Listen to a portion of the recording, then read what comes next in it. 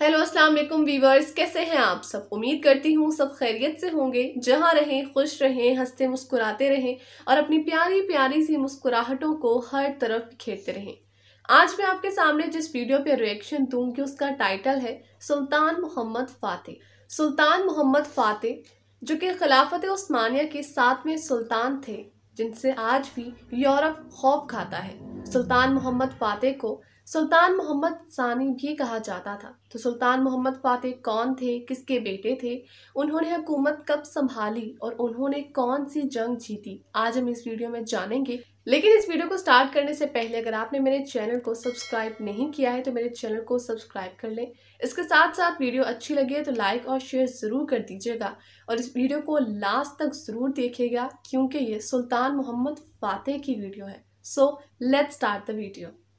दोस्तों, तुर्की का शहर इस्तांबुल आज किसी भी तारुफ का मोहताज नहीं है। यानी ये एक ऐसा शहर है कि जिसे दुनिया के अच्छे और बड़े शहरों में जाना जाता है। दोस्तों, भले ही अब इसे इस्तांबुल के नाम से जाना जाता हो, लेकिन इसका पुराना नाम कुछ और था। और जाहिर है कि जब कुछ दिन पहले ही इस्तांबुल शहर की मस्जिद आया सूफिया को फिर से म्यूजियम से मस्जिद में कन्वर्ट किया गया है, तो आप लोगों ने उस मस्जिद के बारे में जानने के साथ साथ इस्तांबुल शहर के पुराने नाम को भी जान लिया होगा। जो लोग नहीं जानते हैं उनको मैं बता देना चाहता हूँ, इस्तांबुल शहर का पुराना नाम कुस्तुनतुनिया था। कुस्तुनतुनिया किसी दौर में रोमी सल्तनत का सबसे मजबूत गढ़ कहलाता था।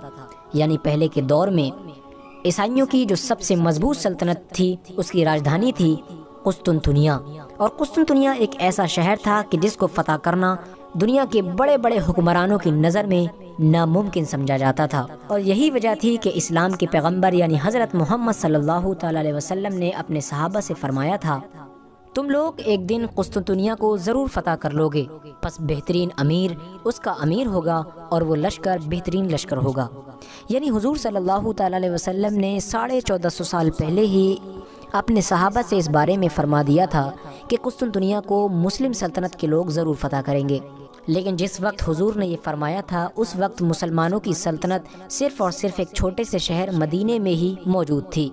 यही वजह थी कि सहाबा को इस बात पर बड़ा ताज्जुब हुआ कि एक ऐसी सल्तनत जो एक छोटे से शहर से अभी बाहर भी नहीं निकल पाई है, उसके लोग किस तरह एक ऐसी सल्तनत को फतह कर पाएंगे जो सल्तनत दुनिया में मजबूती और ताकत के मामले में सबसे ज़्यादा मशहूर है। लेकिन यकीनन जो अल्लाह के नबी ने फरमाया था वो तो होना ही था। अल्लाह के नबी सल्लल्लाहु अलैहि वसल्लम की इस बशारत की वजह से ही जैसे जैसे मुस्लिम सल्तनत मजबूत होती जा रही थी, वैसे वैसे मुसलमानों के दिल में कुस्तुनतुनिया को फतह करने का शौक़ बढ़ता जा रहा था। क्योंकि हर एक मुजाहिद के दिल में यही तमन्ना थी कि काश मैं ही वो अमीर हूँ, यानी मैं ही वो सिपह सालार हूँ कि जिसके बारे में हुजूर ने पेशनगोई फरमाई है और कहा है कि सबसे बेहतरीन अमीर वही होगा जो कुस्तुनतुनिया यानी जिसे आज इस्तांबुल के नाम से जानते हैं उसे फतह करेगा। दोस्तों, वैसे तो कुस्तुनतुनिया को फतह करने की मुसलमानों ने कई बार कोशिश की थी, लेकिन जो सबसे पहली कोशिश थी वो हज़रत अमीर मुआविया रदियल्लाहु ताला अन्हु के दौर में की गई थी। और इसी जंग में ही हुजूर अकरम सल्लल्लाहु ताला अलैहि वसल्लम के एक जलीलुल क़द्र सहाबी यानी हज़रत अय्यूब अंसारी की शहादत हुई थी। और यही वजह है कि हज़रत अय्यूब अंसारी की कब्र आज भी कुस्तुनतुनिया में मौजूद है। दोस्तों, मुसलमान कुस्तुनतुनिया को फतह करने में नाकाम इसलिए भी होते रहे थे क्योंकि यकीनन ये बात बिल्कुल सच थी कि कुस्तुनतुनिया को फतह करना एक नामुमकिन सी बात थी और उस शहर को किसी के लिए भी जीतना नामुमकिन बनाती थी उस शहर की लोकेशन। क्योंकि वो शहर ऐसी जगह पर मौजूद था कि उस शहर के 3 तरफ सिर्फ पानी ही पानी मौजूद था और सिर्फ एक तरफ खुश्की यानी ज़मीनी इलाका मौजूद था। यही वजह थी कि कोई भी इंसान उसको फतह करने का इरादा बनाने के बारे में भी कई बार सोचा करता था। मुसलमानों ने कुस्तुनतुनिया को फतह करने की जो दूसरी कोशिश की थी वो हज़रत हारून रशीद के दौर में की गई थी, लेकिन मुसलमानों को इस बार भी फतह हासिल नहीं हो सकी थी। उसके बाद भी मुसलमानों ने मुसलसल इस अजीम शहर पर इस्लाम का झंडा लहराने और हुजूर सल्लल्लाहु ताला अलैहि वसल्लम की पेशनगोई को पूरा करने के लिए अपनी कोशिशें जारी रखी थीं। यहाँ तक कि कहा जाता है कि सल्जूकी सल्तनत के सिपह सालार यानी अल्प अरसलान ने रोमियों को बहुत ख़तरनाक शिकस्त देकर कुस्तुनतुनिया के बादशाह को गिरफ्तार भी कर लिया था। لیکن اس کے باوجود بھی یہ شہر فتح نہیں ہو پایا تھا، اور پھر آخرکار اس سلجوقی سلطنت کے ختم ہونے کے بعد دنیا میں ایک نئی سلطنت نے جنم لیا۔ اس سلطنت کو دنیا عثمانیہ سلطنت کے نام سے جانتی ہے۔ اس سلطنت کی بنیاد رکھی تھی ترکی کے ایک ایسے قبیلے نے کہ جس قبیلے کا خود کا کوئی مستقل گھر بھی نہیں تھا۔ وہ موسم کے حساب سے اپنی جگہ بدل لیا کرتا تھا۔ اس قبیلے کے لوگوں نے شاید کبھی سوچا بھی نہیں تھا کہ جس عظیم شہر کو فتح کرنے کا خواب لے کر بڑے بڑے سپہ سالار، بڑے بڑے جنگجو اس دنیا سے رخصت ہو گئے، اس شہر کو ہمارے قبیلے کی نسل میں پیدا ہونے والا ہی ایک عظیم جنگجو فتح کرے گا۔ دوستو، قائی قبیلے کے سردار کا نام ارطغرل غازی تھا اور اس کے بیٹے کا نام عثمان غازی تھا۔ ارطغرل غازی کے سب سے چھوٹے بیٹے عثمان غازی نے ہی سلطنت عثمانیہ کی بنیاد رکھی تھی، اور اس کے بعد یہ سلطنت دنیا بھر میں دھیرے دھیرے پھیلتی چلی گئی، اور اس کے بعد آخرکار ارطغرل غازی کی 7ویں یا 8ویں نسل میں ایک بچہ پیدا ہوا جس کا نام سلطان محمد رکھا گیا تھا۔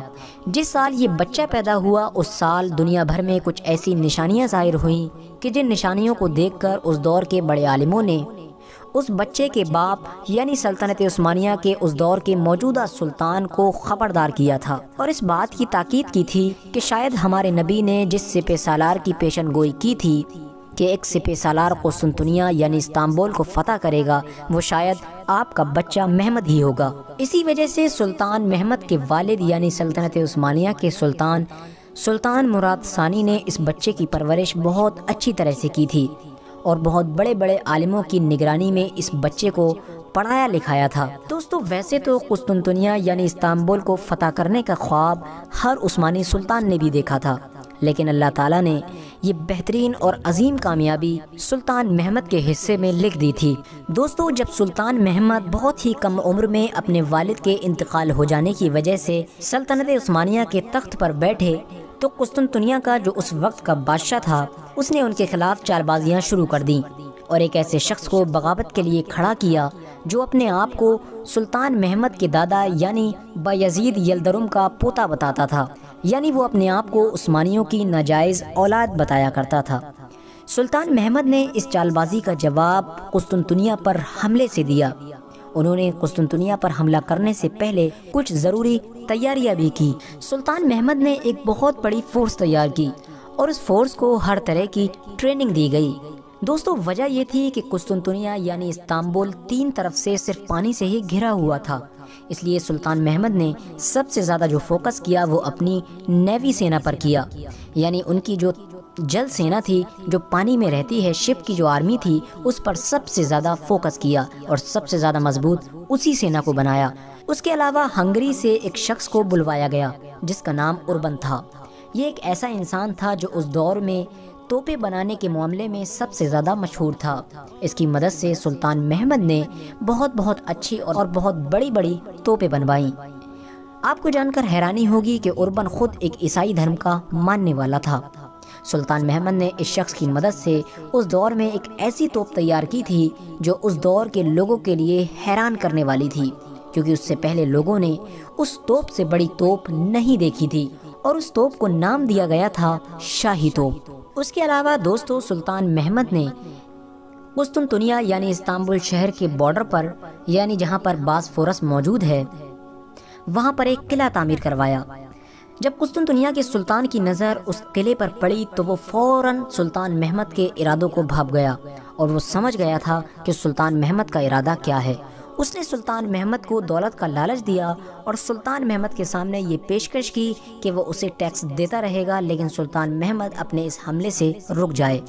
لیکن جب سلطان محمد کی طرف سے اسے کوئی پازیٹیو جواب نہیں ملا تو وہ اور زیادہ گھبرا گیا تھا۔ قسطنطنیہ کے سلطان نے فوراً اپنے آدمیوں کو یورپ حکومتوں کی طرف بھیجا جہاں پر عیسائیوں کی مضبوط پکڑ ہوا کرتی تھی، تاکہ وہاں سے اس کو کچھ مدد مل سکے، لیکن وہاں سے بھی اس کو کوئی خاص مدد نہیں مل سکی، جس کی وجہ سے اب قسطنطنیہ کے سلطان کے لیے سارے راستے بند ہو چکے تھے۔ دوسری طرف سلطان محمد نے اپنی کچھ مخالف ریاستوں سے بھی سمجھوتا کرنے کے بعد اور ان سے چھٹکارا پانے کے بعد اپنی پوری فوج کے ساتھ قسطنطنیہ کی طرف رخ کیا، اور آخرکار سلطان محمد فاتح اپنی پوری فوج کے ساتھ 6 اپریل 1953 کو قسطنطنیہ میں داخل ہو گئے۔ ان کی فوج کا جذبہ ایمانی بہت زیادہ بلند تھا، کیونکہ یہ لوگ یہ ارادہ کر کے نکلے تھے کہ یا تو ہم قسطنطنیہ کو فتح کریں گے یا پھر خود ہماری قبریں قسطنطنیہ میں ہی بنائی جائیں گی۔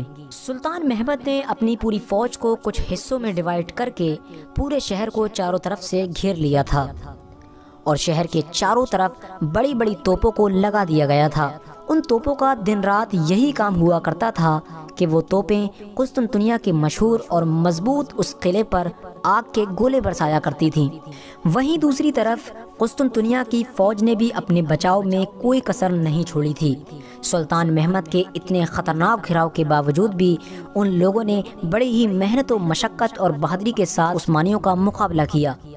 سلطان محمد کے اتنے مضبوط گھراؤ کرنے کے باوجود بھی قسطنطنیہ کو لگاتار یورپ سے مدد مل رہی تھی، اور اس مدد کا ذریعہ تھی زیریں شاخ، جسے گولڈن ہارن کے نام سے بھی جانا جاتا ہے۔ یہ ایک ایسی تنگ خلیج تھی کہ جہاں تک عثمانیوں کی پہنچ ناممکن تھی، کیونکہ اس تک پہنچنے کا صرف ایک ہی راستہ تھا، اور اس راستے کی حفاظت کی جاتی تھی ایک مضبوط زنجیر کے ذریعے سے۔ عثمانیوں نے بہت زیادہ کوشش کی کہ اس زنجیر کو توڑ دیں، لیکن وہ اس کو توڑنے میں ناکام رہے، اور یہی وجہ رہی کہ عثمانیوں کی فتح لگ بھگ کچھ ہی دنوں میں ناممکن بن چکی تھی، کیونکہ قسطنطنیہ کی فوج کو لگاتار یورپ سے مدد مل رہی تھی اور وہیں عثمانی کمزور پڑتے جا رہے تھے۔ مگر پھر اچانک سے خدائے تعالیٰ نے سلطان محمد فاتح کے دماغ میں ایک ایسا آئیڈیا ڈالا کہ جس نے اس دنیا کے بڑے بڑے بہادر اور ہوشیار لوگوں کو حیرت میں ڈال دیا اور جنگ کا پورا نقشہ ہی بدل دیا۔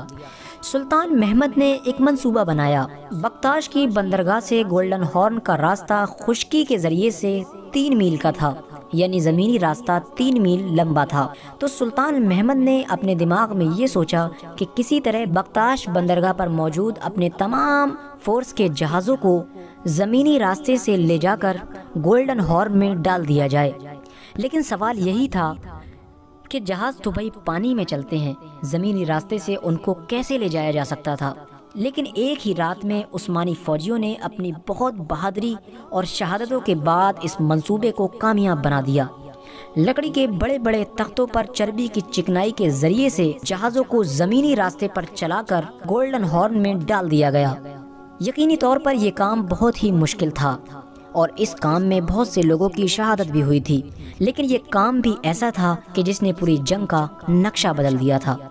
قسطنطنیہ کے لوگ جو اپنے آپ کو بہت ہوشیار سمجھتے تھے، جب ان کی صبح آنکھ کھلی تو وہ حیرت میں پڑ گئے تھے، کیونکہ جب قسطنطنیہ والے صبح اپنی نیند سے بیدار ہوئے تو انہوں نے دیکھا کہ عثمانی فوجیوں کے جہاز گولڈن ہارن میں رواں دواں ہیں۔ یہ دیکھ کر پورے شہر میں افراتفری مچ گئی، لوگ گھبرا گئے، کیونکہ تمام لوگوں کو یہ یقین ہو گیا تھا کہ قسطنطنیہ کی ہار یقینی ہے۔ اور ان کے یقین کی وجہ یہ تھی کہ رومیوں میں ایک کہاوت مشہور تھی کہ قسطنطنیہ اس وقت فتح ہوگا کہ جب پانی کے جہاز پہاڑوں پر چلنے لگیں گے، اور یقینی طور پر عثمانیوں نے وہ کر دکھایا تھا۔ اس کے بعد سلطان محمد فاتح نے اپنے حملوں کو اور تیز کر دیا تھا۔ سلطان محمد فاتح کی فوج نہ خود سوتی تھی اور نہ ہی قسطنطنیہ کی فوج کو سونے دیتی تھی۔ ان کی توپیں لگاتار دن رات گولے برساتی رہتی تھیں، اور آخرکار سلطان محمد فاتح نے ایک بڑا حملہ کرنے کا اور آخری حملہ کرنے کا منصوبہ بنایا، اور انہوں نے اپنی فوج کے سامنے ایک جوش بھری اسپیچ دی، اور انہوں نے اپنے سپاہیوں سے کہا کہ ہو سکتا ہے کہ جس لشکر کی حضور صلی اللہ تعالی علیہ وسلم نے پیشن گوئی کی تھی، یعنی بشارت فرمائی تھی، وہ ہم ہی ہوں، تو اس لیے ہم کو چاہیے کہ ہم سے کوئی بھی غیر اسلامی کام نہ ہو۔ اگر ہم قسطنطنیہ کو فتح کر لیں تو ہم وہاں کے عام شہریوں کو یعنی بچوں اور عورتوں کو بالکل بھی نقصان نہ پہنچائیں، اور نہ ہی ہم کسی بھی مذہب کے کسی بھی عبادت خانے کو توڑیں گے۔ اور دوسری طرف قسطنطنیہ کے بادشاہ نے بھی اپنی پوری عوام سے تقریر کی، اور اس نے قسطنطنیہ میں رہنے والے تمام لوگوں کو یہ نصیحت فرمائی کہ اگر میں اس جنگ میں مر جاؤں تو میری موت کے بعد بھی تم عثمانیوں سے لڑتے رہنا اور اپنے شہر کی حفاظت کرنا، تم اپنی جان دے دینا، لیکن عثمانیوں کے سامنے کبھی اپنی گردن مت جھکانا۔ مورخین یعنی اتہاس کار لکھتے ہیں کہ یہ قسطنطنیہ کے بادشاہ کی ایک بہت ہی اثردار تقریر تھی۔ اس تقریر کو جس نے بھی سنا تھا وہ آنکھ رو رہی تھی۔ الوداع کہنے کے بعد آخرکار قسطنطنیہ کا بادشاہ بھی اپنی فوج کے ساتھ آخری حملے کے لیے تیار ہوا۔ 29 مئی 1458 یہ وہ دن تھا کہ جس دن دونوں فوجیں آمنے سامنے اس ارادے کے ساتھ آئی تھیں کہ یا تو فتح یا شہادت۔ دونوں فوجیں بڑی زبردست طریقے سے لڑیں۔ قسطنطنیہ کی فوج کا جو سپہ سالار تھا وہ کتنی ہوشیاری اور بہادری کے ساتھ لڑا، اس کا اندازہ صرف آپ اس بات سے لگا سکتے ہیں کہ جب سلطان محمد نے اس کو لڑتے ہوئے دیکھا تو آپ بلا جھجک یہ بول اٹھے تھے کہ کاش ایسا سپہ سالار ہماری عثمانی سلطنت میں ہوتا۔ لیکن آخرکار ایک لمبی جنگ ہونے کے بعد عثمانی قسطنطنیہ کے اس قلعے میں گھسنے میں کامیاب ہو گئے تھے۔ سلطان محمد فاتح پوری شان کے ساتھ قسطنطنیہ شہر میں داخل ہوئے، اور جیسے ہی قسطنطنیہ میں داخل ہوئے انہوں نے سب سے پہلے خدا تعالیٰ کے لیے شکر کا سجدہ کیا۔ اس کے بعد انہوں نے شہیدوں کے لیے دعا کی اور سپاہیوں کی تعریف کی، اور سلطان محمد نے اپنے وعدے کے مطابق قسطنطنیہ کے جو عام شہری تھے یعنی جو عیسائی مذہب کے لوگ تھے ان سے بڑی ہی نرمی کے ساتھ سلوک کیا۔ ان تمام لوگوں کو ان کی مذہبی آزادی بھی پوری طریقے سے دے دی گئی تھی، اور سلطان محمد نے اس شہر یعنی قسطنطنیہ کا نام بدل کر اسلام بول رکھ دیا تھا، جس کا مطلب ہوتا ہے اسلام کا شہر۔ لیکن بعد میں دھیرے دھیرے اس شہر کا نام اسلام بول سے استانبول میں تبدیل ہو گیا۔ دوستو، جس آیا صوفیہ مسجد کی اس وقت پوری دنیا میں چرچا ہو رہی ہے وہ وہی عمارت ہے جو قسطنطنیہ کے سب سے مضبوط قلعے میں موجود ہوا کرتی تھی، اور جب سلطان محمد قلعے کے اندر گھسنے میں کامیاب ہو گئے تھے تو عیسائی دھرم کے ماننے والے لوگ گھبرا کر اسی چرچ میں آ کر چھپ گئے تھے۔ لیکن کہا جاتا ہے کہ سلطان محمد نے پہلے ہی اس چیز کا وعدہ کر لیا تھا کہ وہ کسی بھی عبادت خانے کو نہیں توڑیں گے۔ بعد میں انہوں نے اس خوبصورت عمارت کو عیسائیوں کے ذریعے سے خرید لیا تھا اور بعد میں اسے مسجد میں تبدیل کر دیا تھا، اور اسی خرید و فروخت کے کاغذات کے ذریعے سے ہی اس وقت ترکی کے سپریم کورٹ نے مسجد کے حق میں فیصلہ سنایا تھا۔ دوستو، فی الحال یہ عثمانی سلطنت کی ایک ایسی کہانی ہے کہ جسے کبھی بھی مسلمان نہیں بھلا سکتے ہیں۔ جی، تو یہ تھی وہ ویڈیو، مجھے بہت زیادہ انفارمیٹیو لگی۔ اگر آپ کو بھی ویڈیو انفارمیٹیو لگی ہے تو کمنٹ سیکشن میں اپنی رائے کا اظہار ضرور دیجیے گا۔ اس کے ساتھ ساتھ میں نے اس ویڈیو کا لنک ڈسکرپشن میں دے دیا ہے، اس چینل کو بھی سبسکرائب کر دیجیے گا، میرے چینل کو بھی سبسکرائب کر دیجیے گا۔ اپنا بہت سارا خیال رکھیے گا۔ اللہ حافظ۔